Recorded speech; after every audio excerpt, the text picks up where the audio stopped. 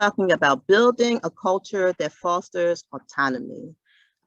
This is our fourth week of talking about the resilience factors. We talked about making connections, developing a sense of belonging. Last week, we talked about achievement and what healthy achievement looks like. This week, we're going to talk about autonomy. Does anybody know what autonomy means? Anybody want to? I can't see you, unfortunately. So Holly, can you monitor the chat for me and Art? And if anybody wants to talk, give a stab at autonomy, what that means.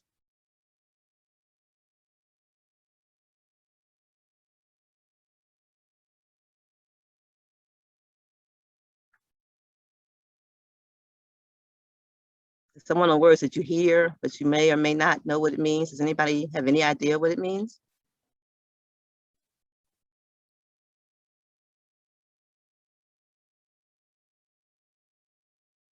I'm not hearing anything, so I'm assuming you want me to tell you. Okay, so let me start my video and then I'll help you out on my presentation. So let me get rid of this little thing at the top. So autonomy is one of the factors that is very important for a successful transition from young adult, being a young adult and transitioning into adulthood. You see in the middle, that's where you guys are. You fall into the circle of young people.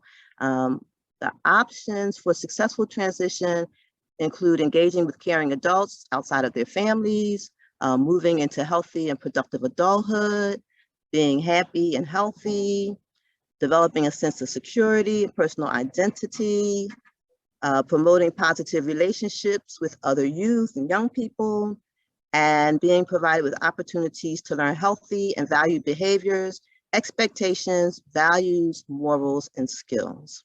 One of the skills being autonomy.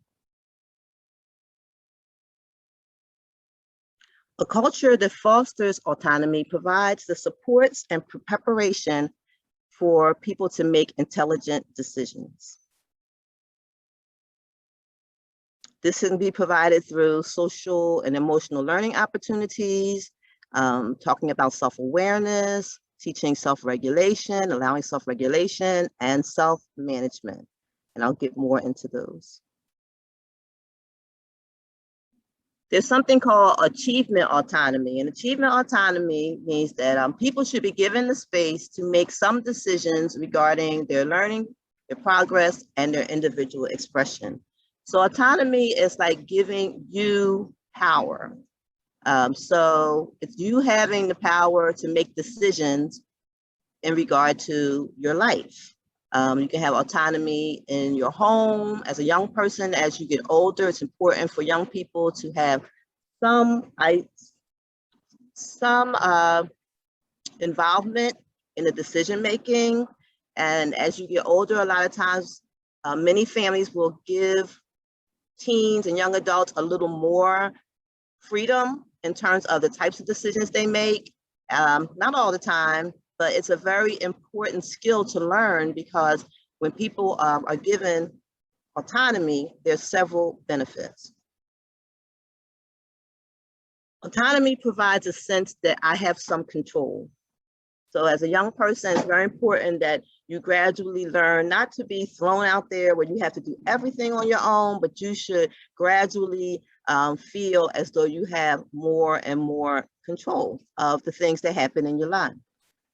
You should have a sense of validation. It provides a sense of validation and trust, where you feel like I am trusted to make some decisions, whether that be in the workplace, whether that be at school.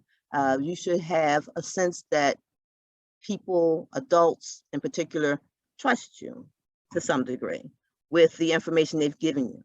So your parents at the beginning, they raise you, tell you what to do, tell you how to do it. But over time, the goal is that the people who are telling you how to do these things give you room to make decisions with the information that you've been given. Autonomy provides an increased self-awareness and self-management, a stronger internal locus of control. We talked about that. So you have a stronger ability to make decisions, assume responsibility, take responsibility, and That's the other one. You have a stronger sense of responsibility, and that's the things that autonomy provides.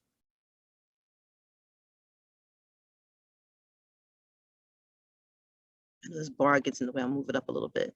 People who have experienced chronic stress and trauma struggle with autonomy. That's one of the consequences, unfortunately, of being exposed to chronic stress and trauma and being heavily impacted by it. So people who have had those experiences, and many of us have, it says, remember 67% of people in America have said that they've been impacted by trauma. So if you're one of those people, you are not alone. 2/3 of all Americans have been impacted by trauma, either directly or indirectly, or even perceived trauma where they think like this could happen, like the concept of war. You may have never been in a war, but the fact that there could be a war, that's called perceived trauma. Please mute yourself. People who have experienced chronic stress or trauma, they can find choices and options to be overwhelming. And they see a lot of choices and options as a recipe for failure. Like they feel like someone's setting them up to fail. That's one of the consequences. People who have experienced chronic stress or trauma, they sometimes see options as opportunities for deception. Because their trust has been impacted, they have difficulty trusting. So I'll use an example. The boss comes and gives you this assignment and you're like, okay, they're trying to get me fired. You know, they're trying to set me up for failure. The teacher gives you a responsibility, a lot of different choices in the classroom.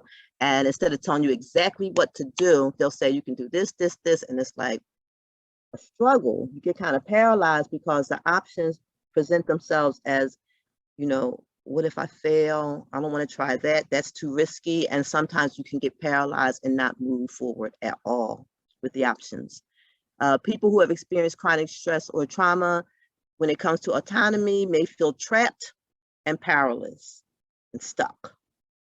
So the impact of trauma is very real when it comes to these resilience factors. And it's very important that the people, the adults in particular, and the groups where you belong, give you comfort in a safe place to build your autonomy, build your level of being comfortable with autonomy.